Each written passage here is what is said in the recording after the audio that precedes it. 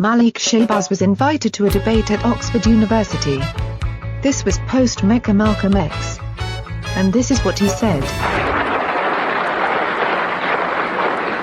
You make my point. That as long as a white man does it, it's all right. A black man is supposed to have no feelings.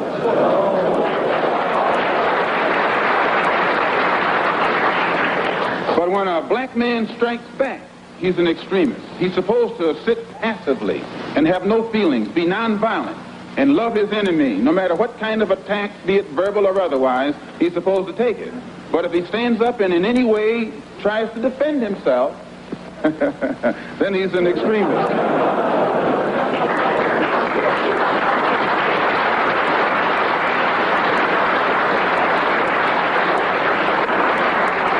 No, I think that the speaker who preceded me is getting exactly what he asked for.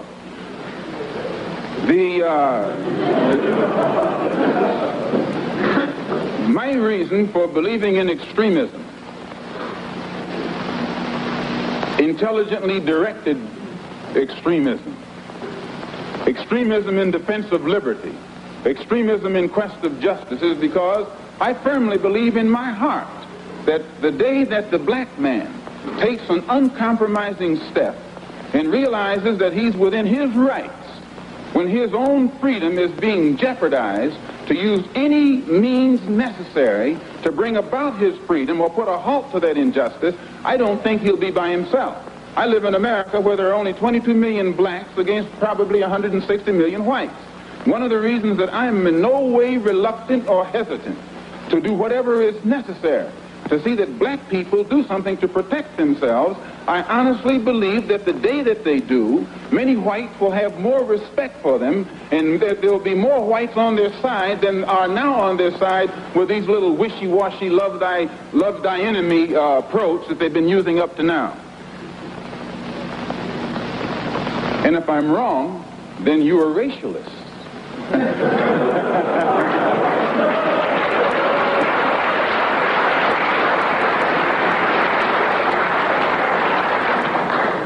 As I said earlier, in my conclusion, I'm a Muslim. I believe in the religion of Islam. I believe in Allah. I believe in Muhammad. I believe in all of the prophets. I believe in fasting, prayer, charity, and that which is incumbent upon a Muslim to fulfill in order to be a Muslim. In April, I was fortunate to make the Hajj to Mecca and went back again in September to try and carry out my religious functions and requirements. But at the same time that I believe in that religion, I have to point out I'm also an American Negro. And I live in a society whose social system is based upon the castration of the black man, whose political system is based on castration of the black man, and whose economy is based upon the castration of the black man. A society which in 1964 has more subtle, deceptive, deceitful methods to make the rest of the world think that it's cleaning up its house, while at the same time the same things are happening to us in 1964 that happened in 1954, 1924, and in 1984. They came up with what they call a civil rights bill in 1964, supposedly to solve our problem, and after the bill was signed, 3 civil rights workers were murdered in cold blood. And the FBI head, Hoover, admits that they know who did it. They've known ever since it happened, and they've done nothing about it. Civil rights bill down the drain. No matter how many bills pass, black people in that country, where I'm from, still our lives are not worth 2 cents. And the government has shown its inability, or either its unwillingness, to do whatever is necessary to protect life and property where the black American is concerned. So my contention is that whenever a people come to the conclusion that the government which they have supported proves itself unwilling or proves itself unable to protect our lives and protect our property because we have the wrong color skin, we are not human beings unless we ourselves band together and do whatever, however, whenever is necessary to see that our lives and our property is protected. And I doubt that any person in here would refuse to do the same thing were he in the same position, or I should say were he in the same condition.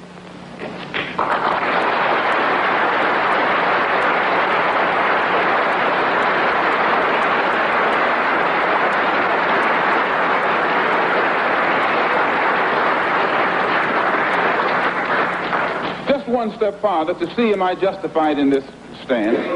And I say, I'm speaking as a black man from America, which is a racist society.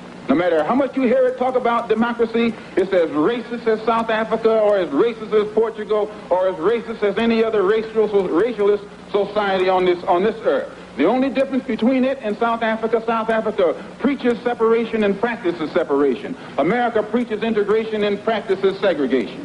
This is the only difference. They don't practice what they preach.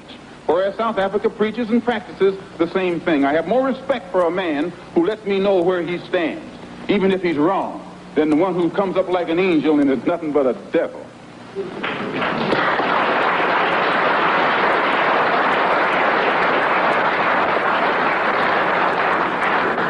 The system of government that America has consists of committees.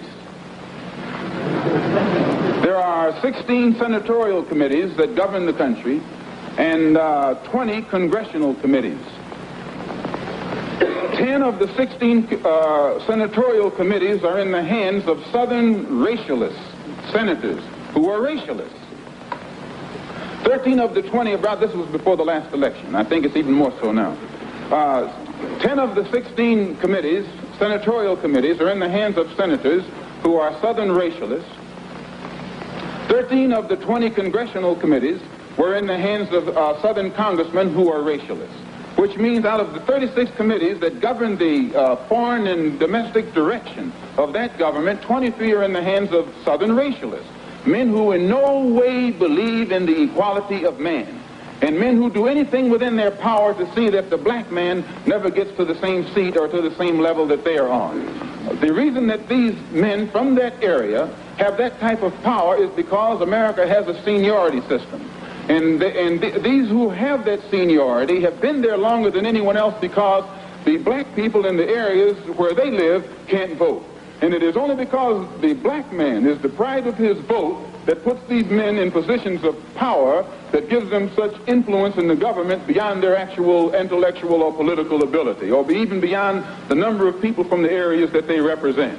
So we can see in that country that no matter what the federal government professes to be doing, the power of the federal government lies in these committees, and any time a black man or any kind of legislation is proposed to benefit the black man or give the black man his just due, we find that it's locked up in these committees right here. And when they let something through the committee, usually it is so chopped up and fixed up that by the time it becomes law, it's a law that can't be enforced.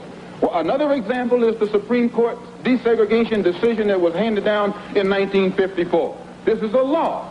And this law, they have not been able to implement this law in New York City or in Boston or in Cleveland or Chicago or the northern cities.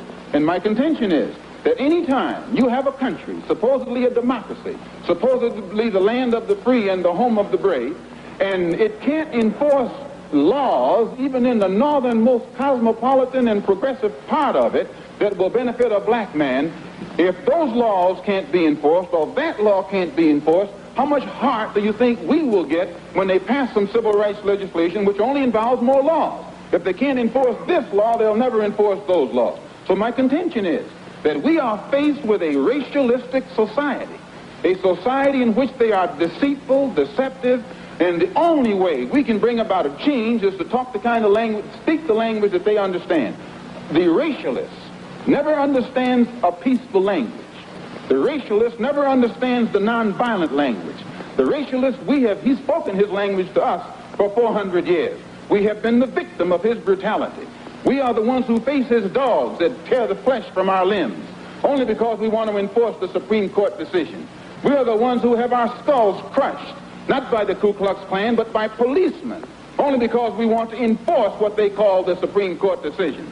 We are the ones upon whom water hoses are turned with pressure so hard that it rips the clothes from our back. Not men, but the clothes from the backs of women and children. You've seen it yourself.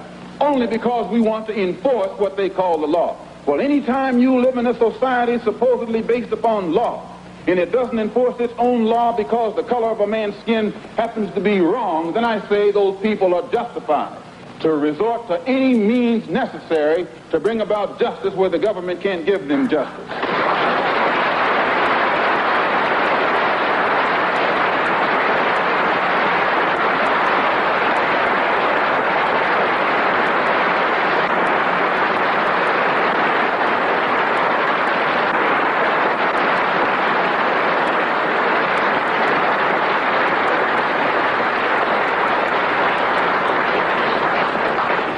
I don't believe in any form of unjustified extremism.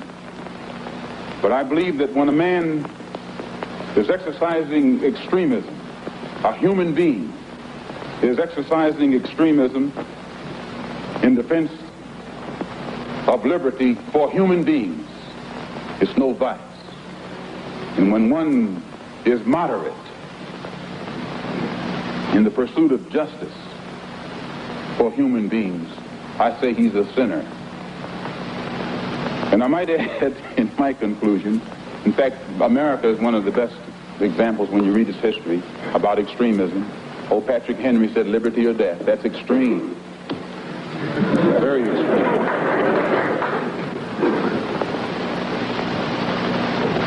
I read once, passingly, about a man named Shakespeare. I only read about him passingly, but I remember one thing he wrote that kind of moved me. He put it in the mouth of Hamlet, I think it was, who said, to be or not to be. He was in doubt about something. Whether it was nobler in the mind of man to suffer the slings and arrows of outrageous fortune, moderation, or to take up arms against the sea of troubles and by opposing, end them. And I go for that. If you take up arms, you'll end it. But if you sit around and wait for the one who's in power to make up his mind that he should end it, you'll be waiting a long time.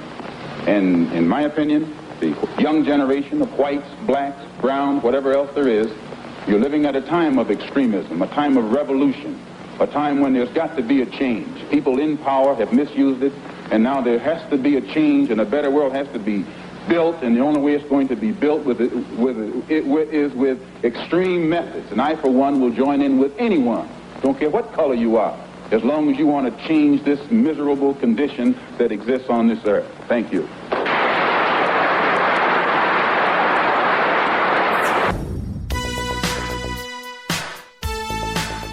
That was another powerful message.